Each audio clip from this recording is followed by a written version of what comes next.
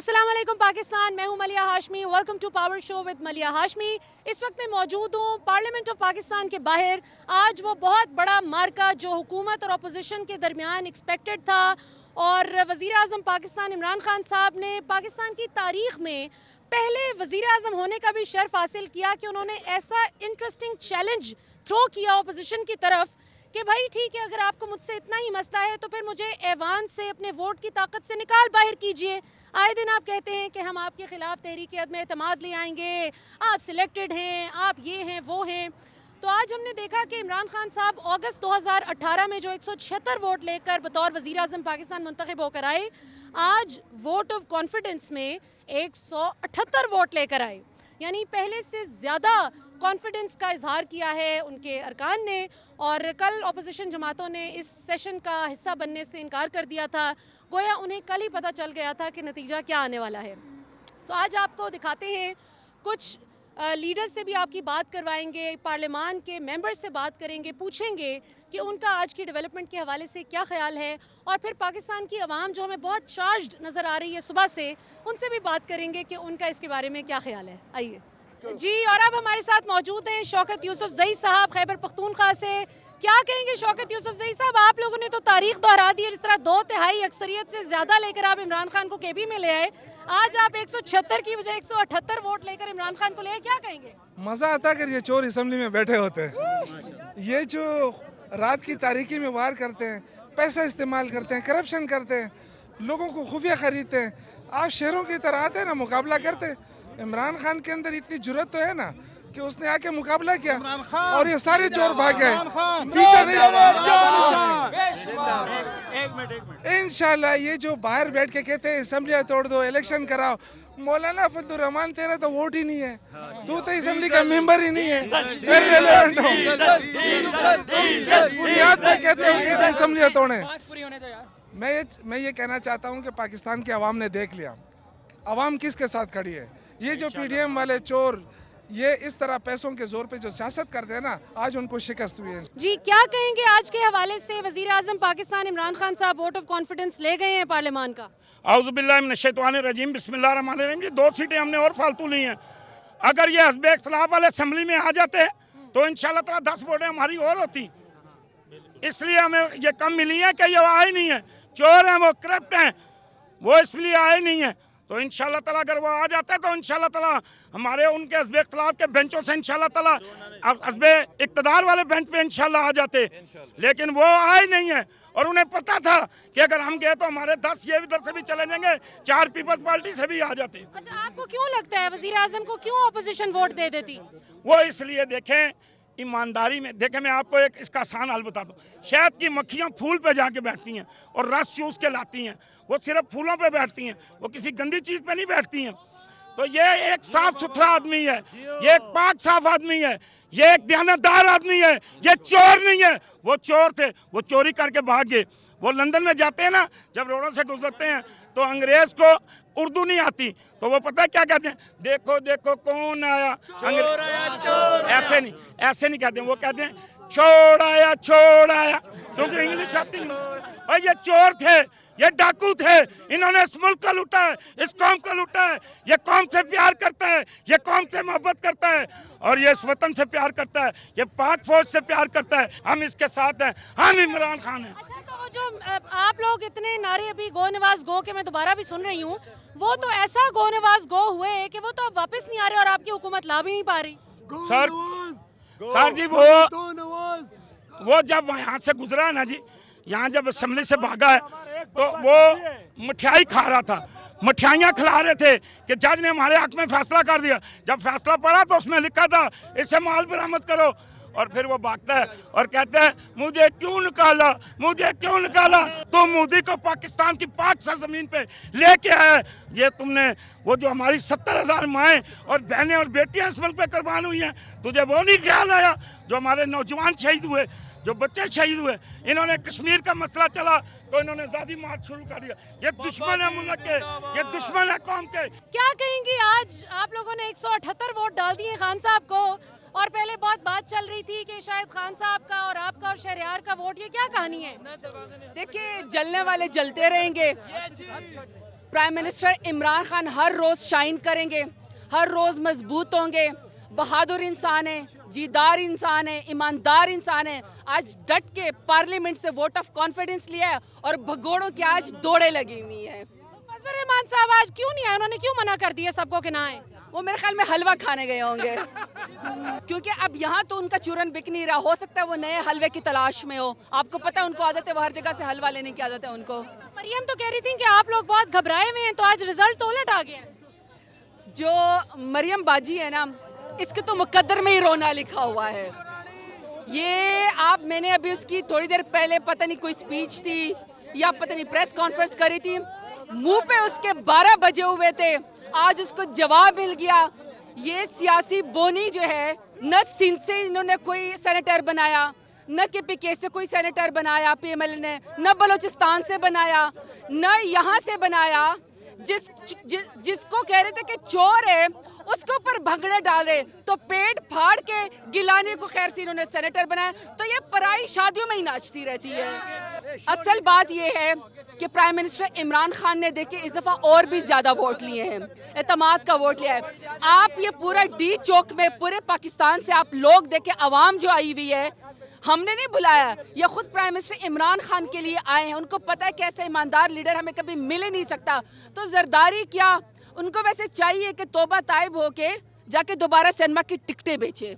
जी नाज़रीन, इस वक्त हमारे साथ मौजूद हैं सेनेटर फैसल जावेद खान साहब, जो कि किसी तारुफ के मोहताज नहीं।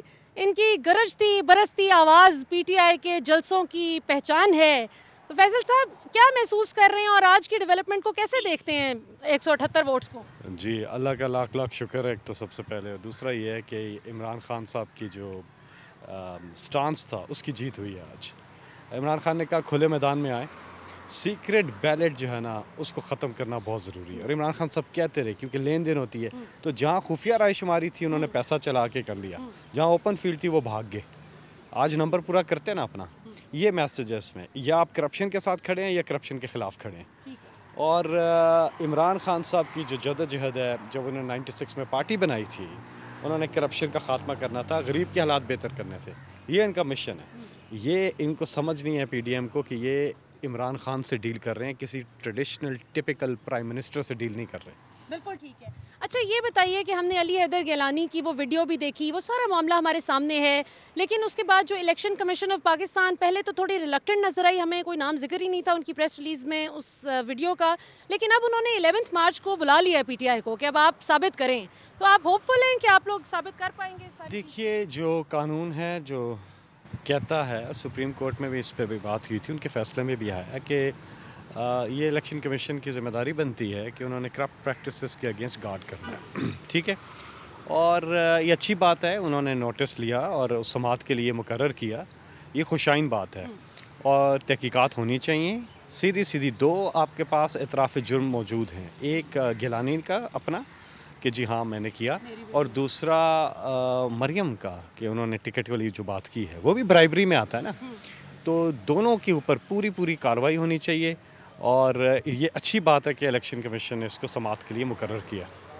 वैसे कुछ सहाफ़ी हजरात का तो ये कहना है कि वो टिकट मरियम जो हैं वो इसकी बात नहीं कर रही थी कि आइंदा इलेक्शन की, वो तो ज़िमनी इंतखाबात की बात कर रही थी। How would you respond to that? In any case ये ब्राइबरी, एक रिश्वत ऑफर करना है, ठीक है, और वो उन्होंने इतराफ़ जुर्म किया इसका। आखिरी सवाल, पंजाब में हम सुन रहे हैं कि बहुत बड़ी बड़ी डेवलपमेंट्स होने वाली हैं और बड़ी तब्दीलियां आने वाली हैं सियासी तौर पर, तो हमें कोई क्लू देंगे आप कुछ, क्या होने वाला है पंजाब में? ये फिर अगेन ये PDM वाले जो है ना, इनके सारे हरबे नाकाम हुए हैं, और अगर ये जुर्रत कर रहे हैं वहाँ कुछ करने की, अव्वल तो कर नहीं सकते, करने की कोशिश करें फिर ये नाकाम होंगे। अब इनको चाहिए पैकअप करें और अपने जो केसेस हैं उन्हें भुगतें, और जो इनमें ठीक लोग हैं, देखिए PDM की जमातों के अंदर कई लोग हैं जिन पे कोई करप्शन के केसेस नहीं हैं, कुछ नहीं है, वो अपने आप को अब इनसे अलग करें। इनके चक्कर में वो भी गंदे हो रहे हैं, और नून लीग के अंदर, पीपल्स पार्टी के अंदर जो लोग हैं उनको अपने आप को इनसे अलग करना होगा। ये क्या उन्होंने जरदारी साहब पे क्या तनकीद की है उन्होंने कि ये क्यों कहा जाता है? भाई वो तो बड़ा, they take pride in the fact कि जरदारी साहब बहुत बड़े व्हीलर एंड डीलर हैं। हमने मुजरमों को यहाँ हीरो बनाया है, ये कहने का मकसद था कि वो जो मुजरिम लोग हैं, जो करप्ट लोग हैं, जिन्होंने इस मुल्क का पैसा चोरी किया है, गद्दारी की है, और बैरून मुल्क जदादे बनाई हैं, वो उनको कहना, वो वोटों को ख़रीद के कहना कि जी भारी, सब पे भारी। ये आज एक बाप बड़े फ़ख्र से कहता जी मेरा बेटा बड़ा तेज़ है, उसने 500 रुपये दिए, उसका काम होगा। गलत काम है रिश्वत देना। ये चीज़ें माजी के हुक्मरानों ने आम कर दी हैं। तो प्राइम मिनिस्टर का ये इशारा था कि हमने, दुनिया का कोई मुल्क ऐसा नहीं है जहाँ करप्शन भी हो मुल्क तरक्की भी कर रहा हो, ऐसा नहीं होता। वो मुल्क जहाँ पे करप्शन नीचे है वो तरक्की करते हैं, जो अखलाकियात। तो ये उस पैराए में उन्होंने मैसेज दिए। और आज की उनकी स्पीच जो है ना, ये हमारे पाकिस्तान को हमने फ़ैसला करना, पूरी कौम ने मिल के, मैंने, आपने, हम सब ने अपने आप को ठीक करना है और हमने करप्शन की ये जो लानत है इस मुल्क में, इसको ख़त्म करना है हर सूरत, और सब ने मिल के करना है।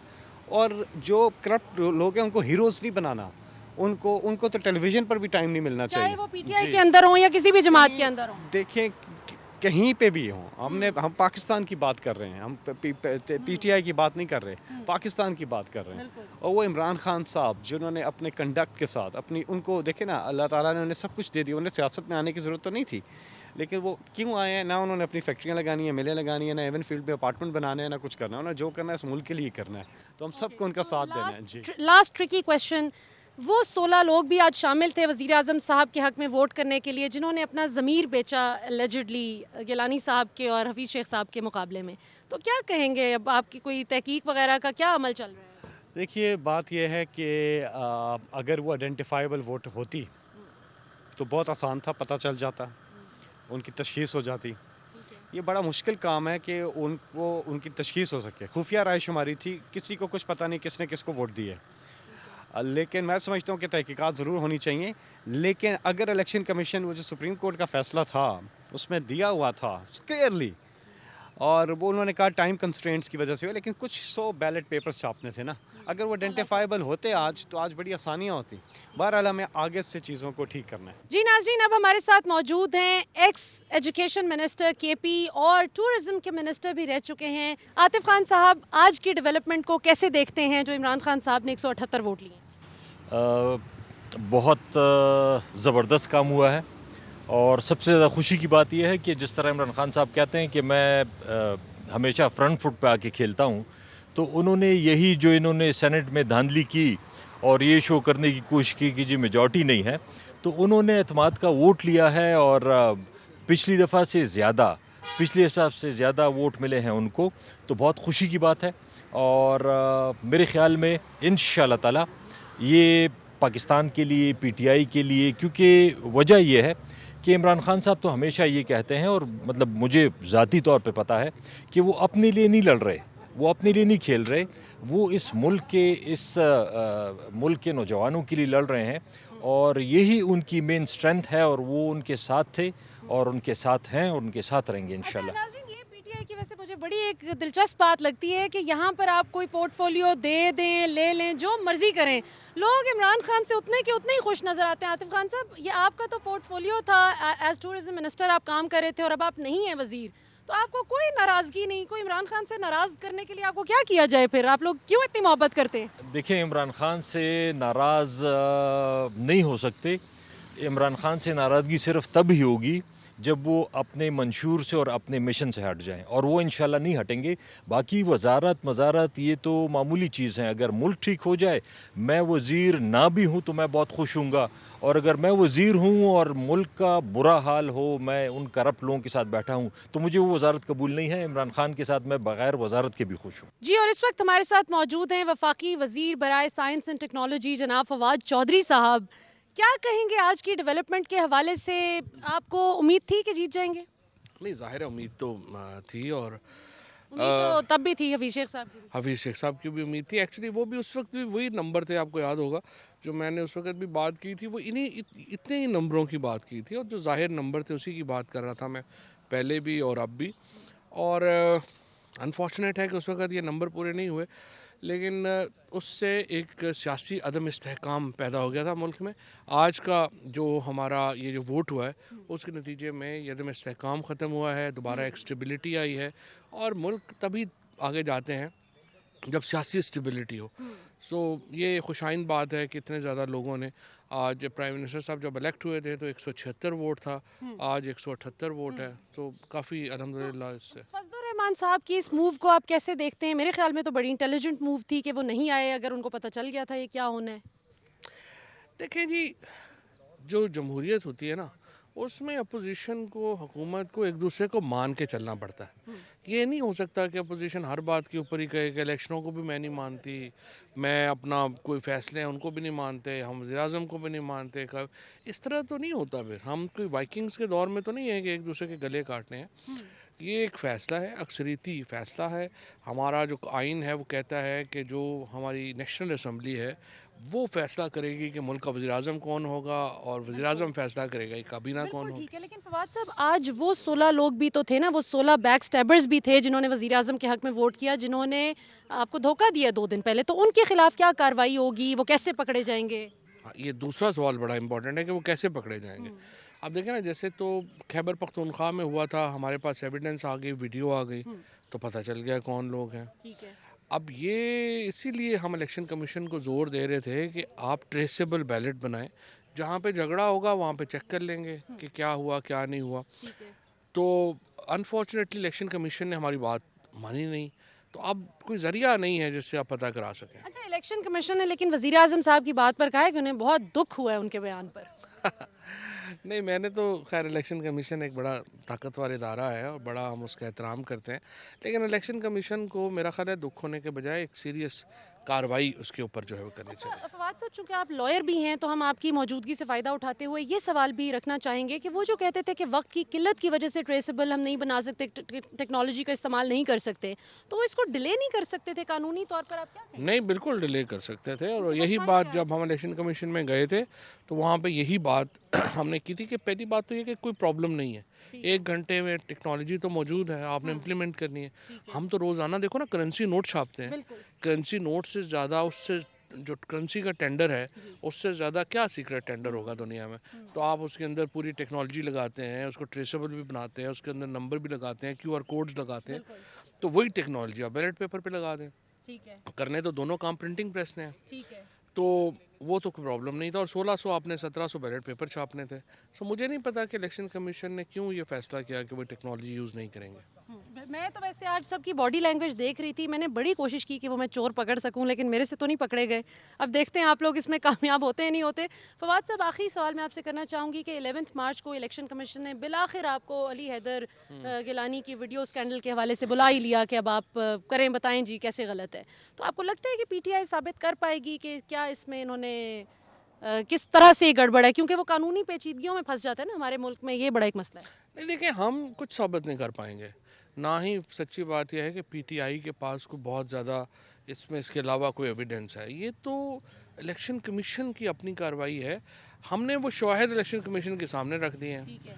अब ये जो वीडियो आई है या जो बाकी चीज़ें इस वक्त जो मरीम नवाज़ की जो स्पीच है, वो इतने शवाहिद हैं कि इलेक्शन का जो नोटिफिकेशन है इलेक्शन कमीशन को रुकना चाहिए और उसके ऊपर एक जामे तहकीकात करनी चाहिए। यही मैंडेट है इलेक्शन कमीशन का आर्टिकल 218 के तहत। चैलेंजेस आपके जूं के तो मौजूद हैं। वज़ीर-ए-आज़म तो बेशक वोट ऑफ कॉन्फिडेंस लेकर आ गए, लेकिन आपके चैलेंजेस आज भी वही हैं। तो इस हवाले से चैलेंजेस तो बढ़ गए हैं क्योंकि वक्त कम रह गया, 2.5 साल रह गए। पहले 5 साल थे, अब 2.5 साल हैं। चैलेंजेस तो बिल्कुल मौजूद भी हैं और उनके हल के लिए जो मुद्दत है वो कम हो गई। बिल्कुल ठीक है। Thank you very much Fawad Chaudhry साहब।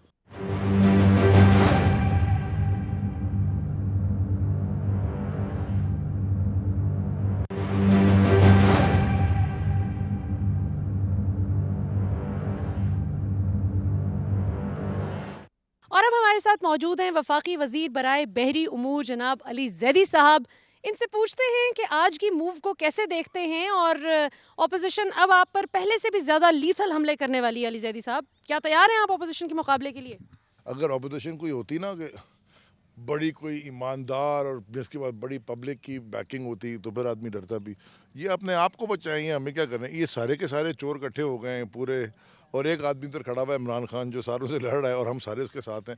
वो ईमान की ताकत पे लड़ रहा है, वो चोरी के पैसे पे लड़ रहे हैं। तो बड़ा फर्क है। सारे साथ हैं, ये तो आज साथ हो गए, 2 दिन पहले सारे साथ नहीं थे। 16 बैक स्टैबर्स हैं जो आपने अभी तक पकड़ नहीं सके। आप ये आपको किससे कहा कि हम पकड़ नहीं सके? अच्छा, पकड़ लिए आपने? मैं क्यों बताऊं? मैंने तो ये नहीं कहा कि पकड़ लिए, मैंने ये भी नहीं कहा पकड़ नहीं सके। ये for me to know and you to find out. वैसे I think it's for election commission to find out, to be exact. Election commission को देखें, कमाल की बात यह है कि वो जो उन्होंने लेटर लिखा है, मैं तो कल लाहौर था, मुझे पढ़ा वो लेटर, तो अगर हम एक चीज़ को पॉइंट आउट पहले से कर रहे थे और हमारी बात सही साबित हो गई, और हम जब उनको बता रहे थे कि हम आपसे पहले से कह रहे थे, ये हो गया। आज फहमीदा मिर्ज़ा ने अपनी स्पीच में वो कॉन्स्टिट्यूशन का आर्टिकल पढ़ा है जिसमें उनको याद दिलाया है कि असल में आपका काम है कि आपको करना क्या चाहिए। इसमें तो कोई शक नहीं अली जैदी साहब कि आर्टिकल 167, 168, 170 ये कहता है कि अगर आप ब्राइबरी या इस किस्म की किसी गलत क्रिमिनल प्रैक्टिस के मर्तकब पाए जाते हैं तो फिर आपको सज़ा हो सकती है। लेकिन अली गिलानी तो ये कहते हैं ना कि मैं कोई पैसों का लेन देन थोड़ी कर रहा था, मैं तो वोट ज़ाया करना सिखा रहा था, तो इसमें क्या बात है ऐसी? अली गिलानी 5 करोड़ 10 करोड़ 2 करोड़ ये क्या पैसे नहीं थे, ये क्या बांट रहे थे, ये छुआरे? किस बात की बात? 5 करोड़ छुआरे दे रहे थे। देखें अली गिलानी, मैं समझा था कि ये जब इनका ख़ानदान इतने एक एपिसोड से गुजरा है कि वो बड़ी ट्रेजिडी से गुजरा है, वो अगवा हो गया, सारा कुछ निकल के आया, मैं समझता को अल्लाह अल्लाह करेंगे, लेकिन ये तो चोरी से अभी भी बाज नहीं आए। आई think it's in the blood. अच्छा, आप ये बताएं कि उन पे तो हमने बात कर ली, अब कल पूरी दुनिया मुतफक्किर थी कि भाई अली जैदी क्यों लाहौर चले गए एंड टाइम पर, जब पूरे आपके पार्लियामान के जो मेंबर्स हैं वो सब इस्लामाबाद का रुख कर रहे थे और अली जैदी साहब जो हैं वो लाहौर डेरे जमाए हुए थे, तो अली जैदी लाहौर क्या करने गए थे? देखें, मैं परसों हम एक मीटिंग थी प्राइम मिनिस्टर साहब के साथ, वो 2 सवा 2 ख़त्म हुई, मैंने तो 12:30 निकल जाना था। मेरी पहले से कमिटमेंट थी गुजरांवाला चेंबर ऑफ कॉमर्स और उसके बाद लाहौर चेंबर ऑफ कॉमर्स, और ये कमिटमेंट्स कोई 2 हफ्ते पहले से हुई हुई थी। तो मैं इट वाज नॉर्मल, मुझे हमें कोई परेशानी नहीं थी असल में। तो मैं जितने लोगों को इस्लामाबाद आना था फटाफट वो तो ज़रूर आए, लेकिन मैंने प्राइम मिनिस्टर को बताया, उन्होंने कहा तुम ज़रूर जाओ। प्लस मैंने परवेज़ इलाही साहब को भी कॉल ऑन करके शुक्रिया अदा कर रहा था, उन्होंने हमारी हमेशा साथ दिया, और उसके बाद मैं ड्राइव करके रात वापस आ गया। साहब को तो नाज़रीन अब पता नहीं किस किस बात का हुकूमत ने शुक्रिया अदा करना है, क्योंकि ख़बरें तो हम तक भी पहुंच रही हैं कि ये जो इनकी कोalition है ये अब किसी नए मरहले में दाखिल होने जा रही है। अली जैदी साहब, इस हवाले से आप तक कोई खबर पहुंची है? पंजाब में कोई बड़ी डेवलपमें एक्सपेक्टेड है? मैं तो बहुत लो लेवल का कारकुन है, ये तो बड़े लेवल की बातें, मुझे तो ये बातें पता नहीं चलती हैं। कैबिनेट में तो हैं, वफाकी वजीर तो हैं। हाँ, मैं अपनी वजारत के बारे में बता सकता हूँ, बाकी पॉलिटिक्स के बारे में, लेकिन मैं लो लेवल का कारकुन हूँ, तो ये बाद में आती हैं बातें मेरे पास। किस कदर कसरे नफसी से काम लिया है, कभी आपने टीवी टॉक शोज में और असेंबली में गरजते बरसते देखा करें। Thank you very much Ali Zaidi साहब। Thank you very much and good luck to you on your show. Thank you.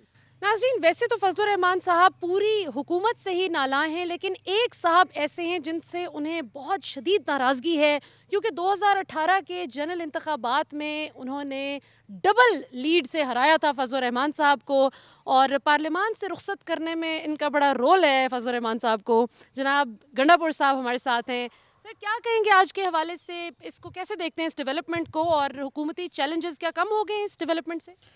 बिस्मिल्लाहिर्रहमानिर्रहीम। सबसे पहले तो मैं पूरी कौम को मुबारकबाद देता हूँ, क्योंकि जो इमरान खान की जीत है वो असल में इस कौम की जीत है, क्योंकि उनका जो एजेंडा है, उनका जो मकसद है, नज़रिया है, वो इस कौम की बेहतरी के लिए है। और जिन लोगों से उनका मुकाबला है वो ही पूरी कौम के सामने है, जिन्होंने इस मुल्क का पैसा लूटा और उसके बाद कन्विक्टेड हैं, केसेस में हैं, और एक ही उनका मकसद है इकट्ठा होने का, जो इमरान खान साहब ने पहले से ही कहा था कि जब मैं इनसे वसूली कराऊंगा लूटे हुए पैसे की तो सारे इकट्ठे हो जाएंगे, और पूरी कौम देख रही है उसको। तो मैं समझता हूँ कि इमरान खान साहब ने जो कॉन्फिडेंस का वोट आज लिया है, और उन्होंने बताया है पूरे दुनिया को कि वो जो पहले से कहते हैं कि ये जो हॉर्स ट्रेडिंग और जो एक सिस्टम है इस मुल्क के अंदर, करप्शन ही बेसिकली जो तबाही है इस मुल्क की, तो उससे ये होता है कि देखें आज उनके वो 178 पूरे के पूरे निकले, लेकिन कुछ दिन पहले इसी गंदे निज़ाम की वजह से, तो वो हार इमरान खान की नहीं थी, PTI की नहीं थी, वो हार उस निज़ाम की हार थी।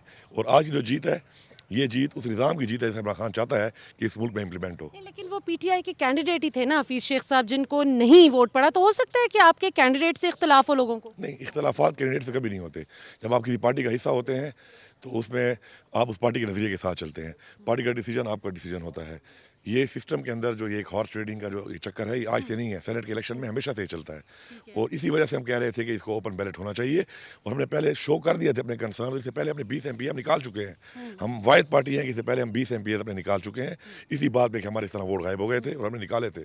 तो मैं समझता हूँ कि ये जो जीत है, ये आज की जीत, ये पूरी कौम की जीत है, और उस दिन की जो हार थी वो इमरान खान की नहीं बल्कि निज़ाम की हार थी। आखिर मैं ये बता दीजिए कि फजलुर रहमान साहब को आपसे ज़्यादा तो कोई बेहतर नहीं जानता, क्योंकि आप उनके हलके से हैं और उनके हलके को अब आपने अपना हलका बना लिया है।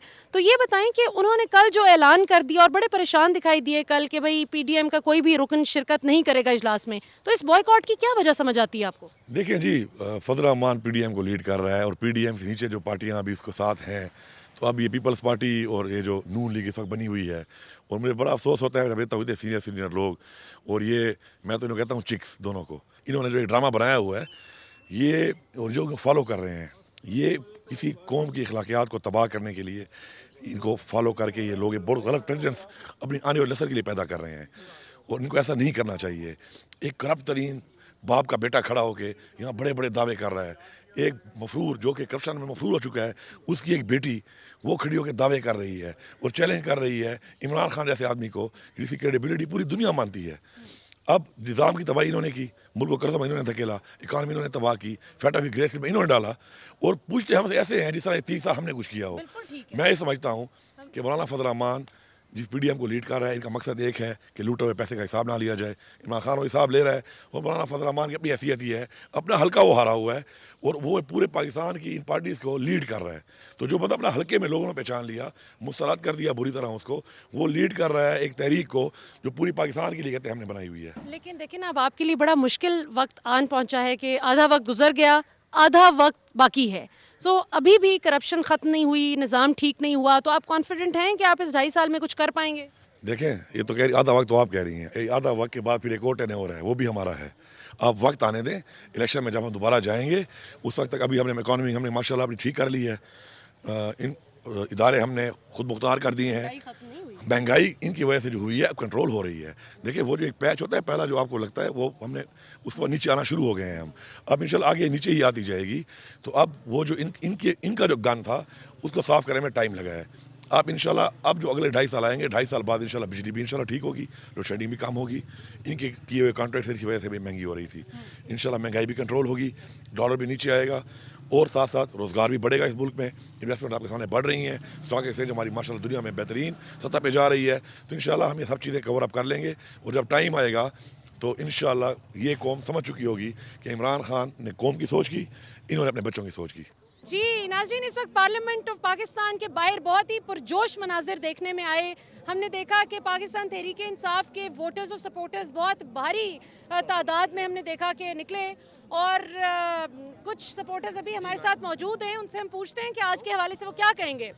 जी आपने देखा होगा जब पिछली दफ़ा जब खान साहब को वज़ारत अज़मा का वोट लिया था तो 176 वोट उनको मिले थे, और जो पीडीएम ने जो अरबों रुपये जो उन्होंने लगाया और सेनेट के इलेक्शन में उन्होंने एक जो सीट चोरी की है, वो उन्होंने नैरेटिव बिल्ड करने की कोशिश की थी, वो उन्होंने ये साबित करने की कोशिश की थी कि शायद खान साहब अपनी अक्सरियत खो चुके हैं, लेकिन खान साहब ने 178 वोट लिए हैं। उन्होंने ये वोट हासिल करके उन्होंने साबित किया है कि वो एक सच्चा और दयानतदार लीडर है। वो इक़्तिदार के लिए सिर्फ इस कुर्सी पर नहीं आया। इमरान खान साहब ने परसों जो खिताब किया था उसके अंदर भी उन्होंने ये कहा था कि मैंने कुर्सी के लिए, इक़्तिदार के लिए नहीं आया, बल्कि इस अवाम में हकीकी तब्दीली लेने के लिए आया हूं। और उन्होंने दलेराना फैसला किया और उन्होंने यहाँ पर एतमाद के वोट के लिए खुलेआम चैलेंज किया कि आए, जिसने मुझे वोट देना है मुझे दे। और क्या लगता है फजलुर रहमान साहब क्यों नहीं आए जी? और डर गया है क्योंकि उसने पहले पैसे लिए और वो वहाँ पे मस्जिद में बैठ गया। अब सिर्फ अपने लिए दुआ करे बस। इमरान खान हक सच का बंदा था, अल्लाह ने उसको कामयाबी दी। मरियम के पापा चोर है। मैं सिर्फ एक बात कहना चाहता हूँ कि आज हमने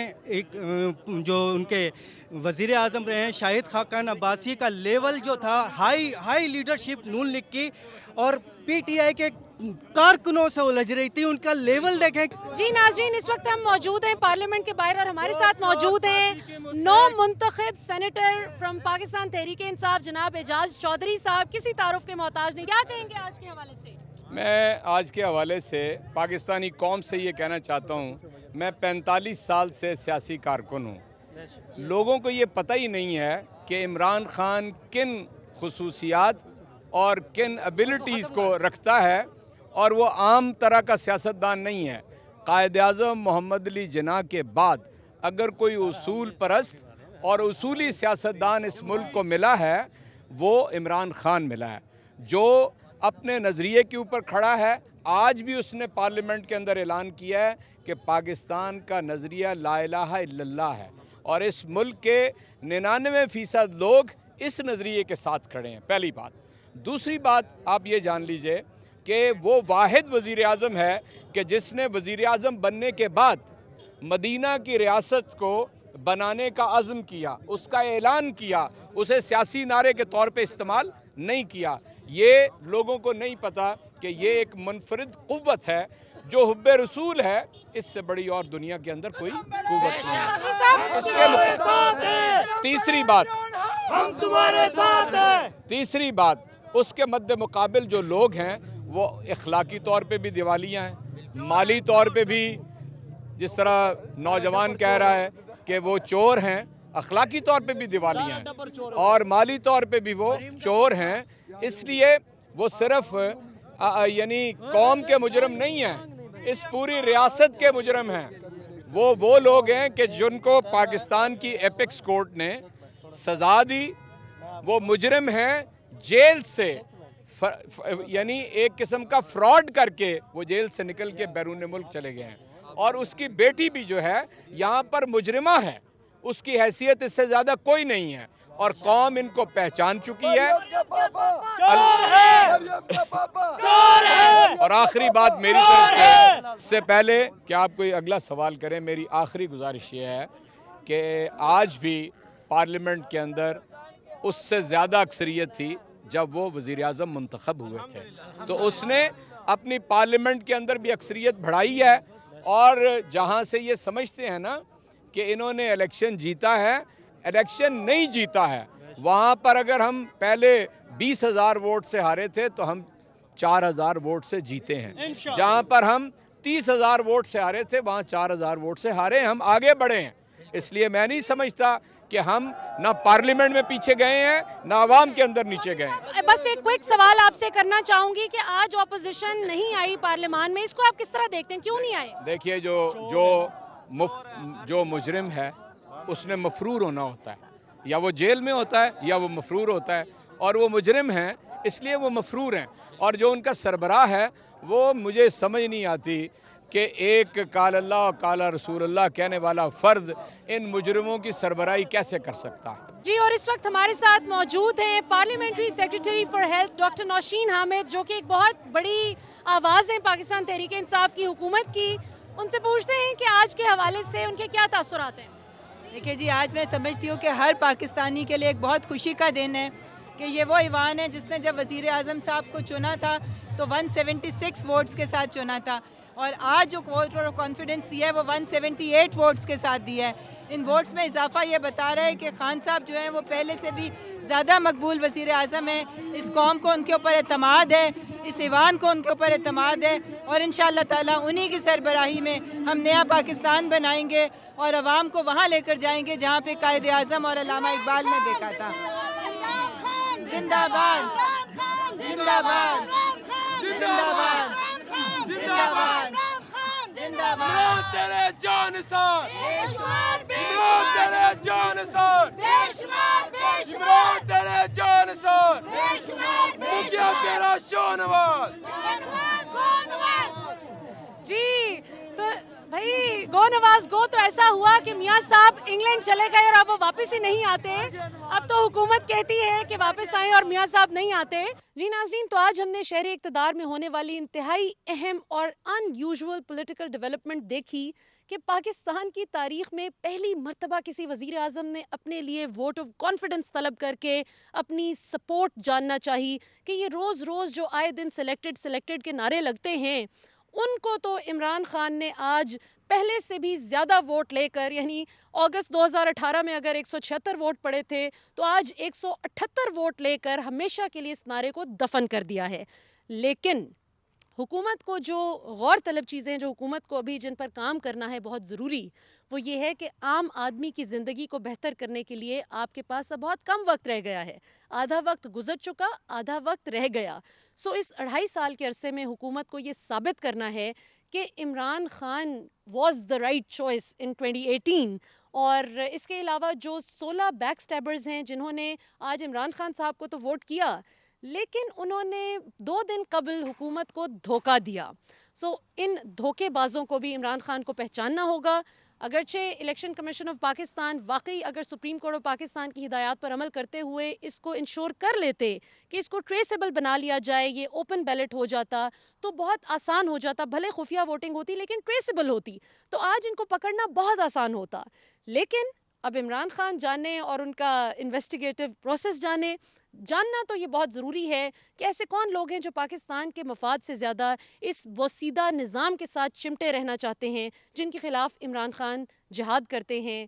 फैसला अवाम का, पाकिस्तान जिंदाबाद।